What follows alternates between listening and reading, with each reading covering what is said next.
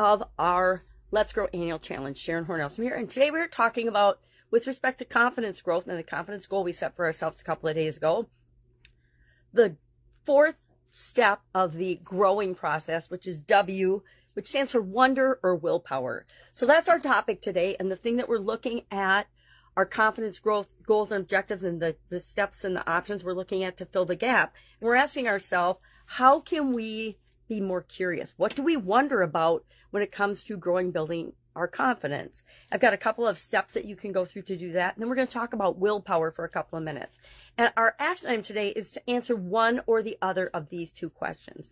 First and foremost, number one is share one thing that you wonder about with respect to your confidence growth, that you're wondering about today. What's something that pops into your head and you're like, oh, I never thought of that. Or I wonder how I am experiencing that. Or I wonder if everybody feels the same way I do about confidence, etc. Or share one way that you'll access your willpower today.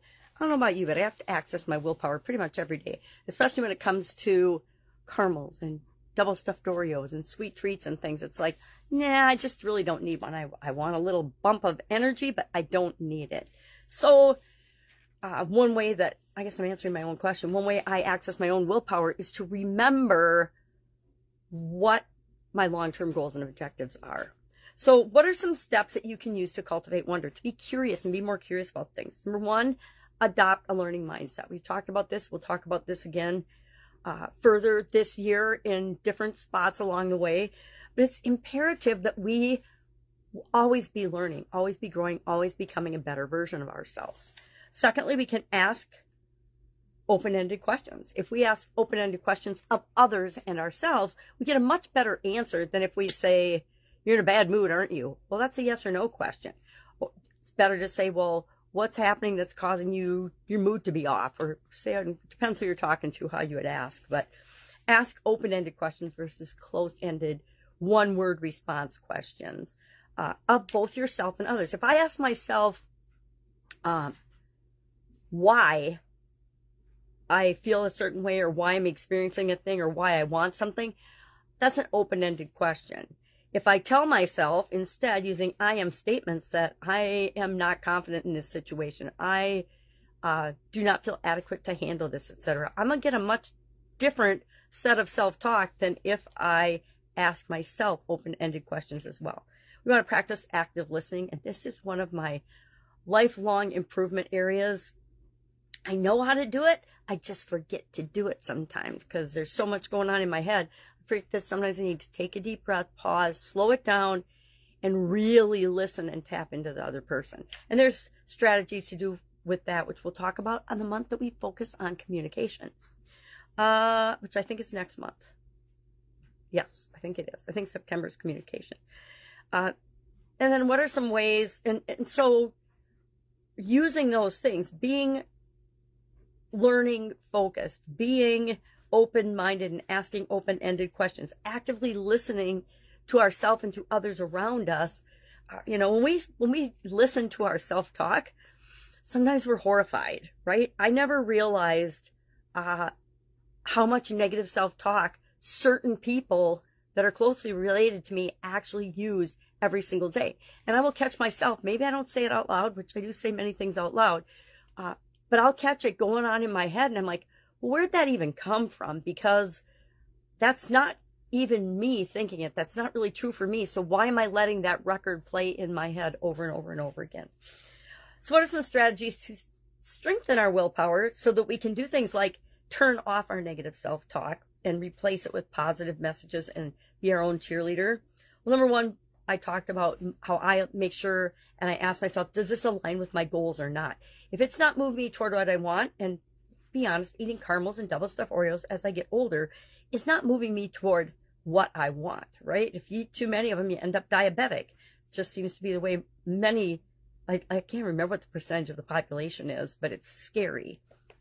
But if I think about my long-term goals in the different areas and aspects of my life, when I'm making a decision, I'll make the decision that's right for me at the time. I won't, sometimes I'll say yes to caramels because sometimes I just need to eat one. The next thing we want to do, another way to increase our willpower, is have habits and routines that work for us. I've shared many of mine. I'll share many more as we go throughout the challenge. But for example, with affirmations, I build them into my day. So I am feeding my brain and my subconscious so I can knock down those little nagging niglets of negativity and get better outcomes, because I am having a much more focused and more positive experience in my life. We want to reflect on progress we're making and make sure that we're giving ourselves credit for the progress we are making. One of my friends on social media, someone I just love and respect, was sharing that he, for a long time, and I can echo this, didn't really ever pause or even spend any time or energy enjoying the successes along the way in the journey. We beat ourselves up for the things that don't go right, but we forget that we are also responsible for the things that do go right, and we need to take credit for them. So practice regularly reviewing, how's it going? How's our progress? And that's what I love about the daily challenge. Every day we're checking in on certain things and focusing on one thing for a month, but we're still checking in on the things that we previously covered. And by the end of the year, we'll have automatic check-ins for all of the different areas and aspects of our life so that we make sure we're doing regular check-ins. And finally, practice self-compassion. Cut yourself some slack. I used to beat myself up every time I ate something that wasn't good for me. And so what should have been an enjoyable experience ended up being one that caused all kinds of negative energy and stress, because I was always telling myself, I shouldn't do this, I shouldn't do that. And I realized that we can should ourselves to death, but we need to stop shoulding on ourselves, because it's the same as the other S-ing on ourselves. So, curious if you have a way, wonder if you have a way for cultivating more curiosity and interest in your life, specifically with respect to confidence. I actually do a weekly willpower challenge with myself, which is interesting and hard. And there's different things. Sometimes it'll be okay, I'm not going to be on social media so much week challenge, or it'll be, I'm going to drink 8 glasses of water a day challenge, which is now a habit, so that doesn't even count as a challenge. Or I'm going to cut out salt, or I'm not going to eat any non-organic food for a week. Whatever it might be, I like to do willpower challenges to see if I can set a goal and stick to it. And I would say I'm at about 99.95% these days. Reflect and adjust when things aren't going right, and then make sure that we are celebrating those small wins and those small things that happen, or at least capturing them. I keep an awesomeness file. I've shared that before with respect to my businesses, but with respect to my personal life, I journal and I keep track of and celebrate the highs and the lows, right? Not just the lows, or not just the lessons learned from the lows, but I do focus a lot on lessons learned. So again, share one thing you wonder about today with respect to your confidence growth, or share one way that you access willpower, which I kind of secretly want you to answer that question, because I think it will help us all to learn what other people do to tap into their willpower, to make their commitment to themselves stick more.